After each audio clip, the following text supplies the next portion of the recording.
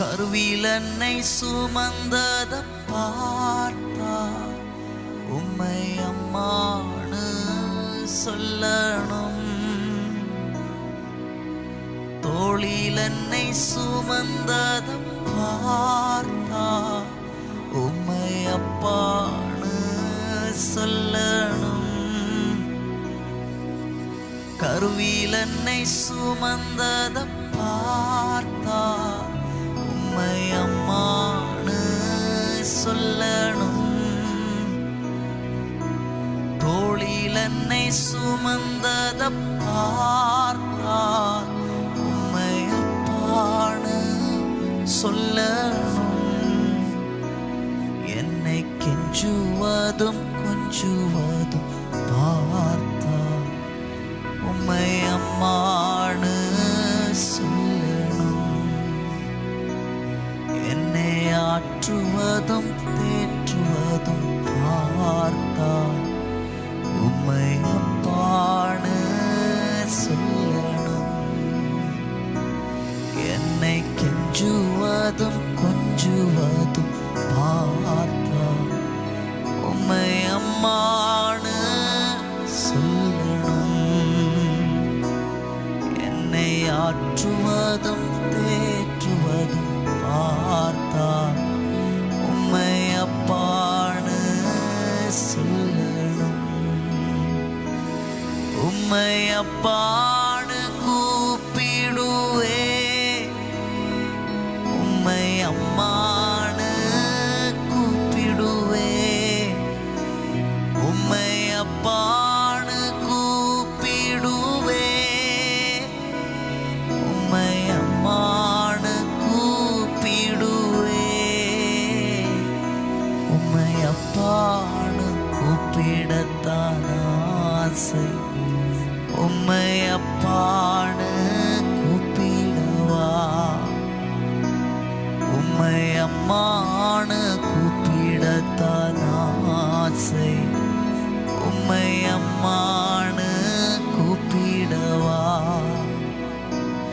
உம்மை அப்பானு கூப்பிடத்தான் ஆசை உம்மை அப்பானு கூப்பிடவா. உம்மை அம்மானு கூப்பிடத்தான் ஆசை உம்மை அம்மானு കൂപ്പിടവാ. കർത്താവ് നമുക്ക് തരുന്ന തിരുവചനം മത്തായിയുടെ സുവിശേഷം 5-ാം അധ്യായം അതിൻ്റെ 48-ാമത്തെ വാക്യമാണ്. ഒന്ന് ശ്രദ്ധിച്ചാട്ടെ. ആകയാൽ നിങ്ങളുടെ സ്വർഗീയ പിതാവ് സൽഗുണപൂർണനായിരിക്കുന്നത് പോലെ നിങ്ങളും സൽഗുണപൂർണരാകുവിൻ. നമ്മുടെ ജീവിതത്തിനകത്ത് ഉള്ള ഏറ്റവും വലിയ ലക്ഷ്യം എന്താണെന്ന് നിങ്ങളെപ്പോഴെങ്കിലും ദൈവസന്നിധിയിലിരുന്ന് വചനത്തിൻ്റെ മുൻപിലിരുന്ന് ചിന്തിച്ചിട്ടുണ്ടോ? എന്താണ് നമ്മുടെ ജീവിതത്തിൽ ഏറ്റവും വലിയ ലക്ഷ്യം? വലിയൊരു പണക്കാരനാകണം, നല്ലൊരു ജോലി കിട്ടണം, വലിയൊരു വീട്ടിൽ താമസിക്കണം, അതൊക്കെയാണോ? അതൊക്കെ നിങ്ങൾ ആഗ്രഹിക്കണം, വിശ്വസിക്കണം, അതൊക്കെ സംഭവിക്കും. കാരണം അങ്ങനെയൊക്കെ ഒരു നല്ല ജീവിതം ദൈവം നമുക്ക് തന്നിട്ടുണ്ട്. ഇത് നിങ്ങൾ അറിഞ്ഞെങ്കിലും വിശ്വസിച്ചെങ്കിലും മാത്രമേ അവിടേക്ക് എത്താൻ പറ്റത്തുള്ളൂ. പക്ഷേ സത്യത്തിൽ നമ്മുടെ ജീവിതത്തിലെ ഏറ്റവും ലക്ഷ്യം എന്താ? അതാണ് ഇവിടെ ജസ്റ്റ് എന്ന് പറയുകയാണ്. നിങ്ങളുടെ സ്വർഗീയ പിതാവ് സൽഗുണപൂർണൻ ആയിരിക്കുന്നത് പോലെ നിങ്ങളും സൽഗുണപൂർണർ ആകുക. Therefore perfect. ഒരു പെർഫെക്റ്റ് ആകുക. അല്ലേ? ലൈഫിലെ ഏറ്റവും വലിയ ലക്ഷ്യം എന്ന് പറഞ്ഞാൽ ഒരു പെർഫെക്റ്റ് ലൈഫിലെത്തുക. ലോകത്തിൽ പെർഫെക്റ്റ് ആയ ലൈഫ് ഒരാളിലേ സംഭവിച്ചിട്ടുള്ളൂ, യേശുവാണ്. ജീവിതത്തിലെ ഏറ്റവും വലിയ ലക്ഷ്യം യേശുവിനെ പോലെ ആക്കുക എന്നുള്ളതാണ്.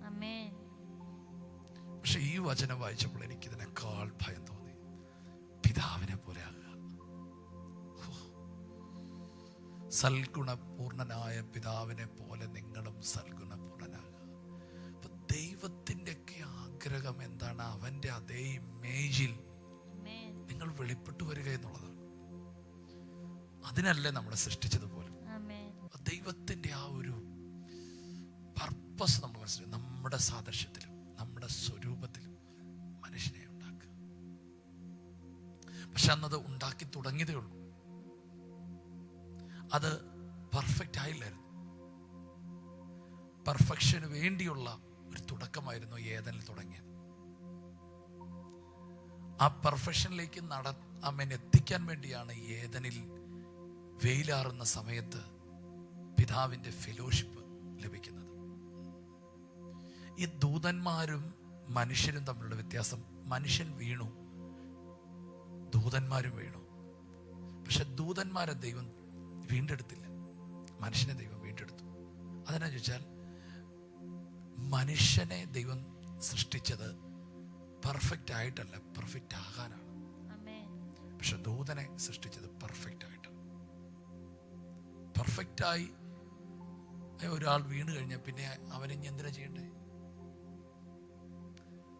പക്ഷെ ദൈവം നമ്മെ വിളിച്ചതും നമ്മെ ജനിപ്പിച്ചതൊക്കെ പെർഫെക്റ്റ് ആകാനാണ്.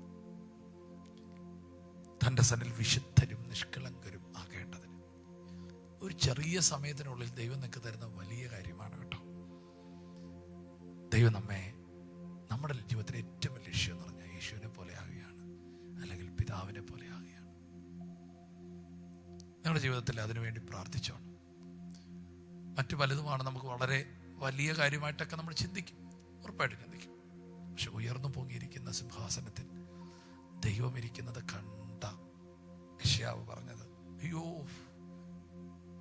ഞാൻ ശുദ്ധിയില്ലാത്ത മനുഷ്യൻ, എന്നെ ശുദ്ധീകരിക്കണമെന്നാണ്. ദൈവത്തെ ഒരുവൻ കണ്ടാൽ സകലതും മതിമറക്കും, അവനെ അവനെ പോലെ ആകണമെന്ന് തോന്നും. അതാണ് പ്യുവർ വേർഡ്. നിങ്ങൾ എപ്പോൾ കേൾക്കുമോ അപ്പോൾ മുതൽ നിങ്ങളുടെ അകത്ത് ആ വചനം പോലെ ആകാനുള്ള ഒരു അടങ്ങാത്ത ദാഹം ഉണ്ടാകും. ഇന്നത്തെ വചനം നിങ്ങൾക്ക് തരുന്നു.